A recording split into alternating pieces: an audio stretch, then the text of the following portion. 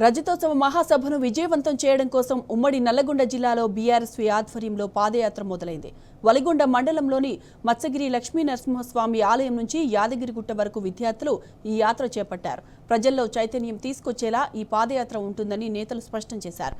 కాంగ్రెస్ పాలనకు కేసీఆర్ ఇచ్చిన సమయం అయిపోయిందని, ఇక భారీ మార్పులు రాబోతున్నాయని తెలిపారు.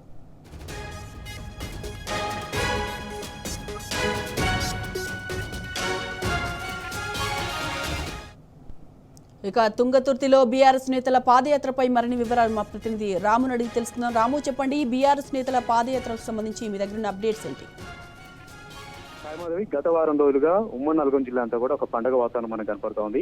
బీఆర్ఎస్ పార్టీ 25 సంవత్సరాల్లోకి అడుగు పెట్టిన నేపథ్యంలో కార్యకర్తలు అయితే నూతన ఉత్తేజం, నూతన ఉత్సాహం మనకు కనపడుతోంది.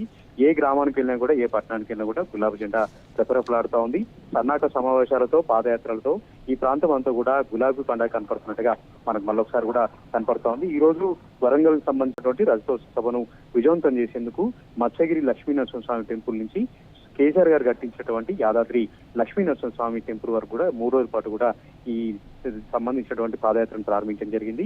ఈ పాదయాత్రను మాజీ మంత్రి సూర్యాపేట ఎమ్మెల్యే జగదీష్ రెడ్డితో పాటు గాదర్ కిషోర్ కుమార్, ఈ విధంగా ఇతర మాజీ ఎమ్మెల్యేలందరూ కూడా ప్రారంభించడం జరిగింది. దాదాపు 5 కిలోమీటర్లు బీఆర్ఎస్ విద్యార్థులతో కలిసి వాళ్ళు కూడా స్ఫూర్తి నింపేలాగా, ఉత్సాహం నింపేలాగా పాదయాత్రలో పాల్గొనడం జరిగింది. ఆ తర్వాత తుంగతుర్తి నియోజకవర్గ కేంద్రంలో సన్నాహక సమావేశాన్ని కూడా నిర్వహించారు.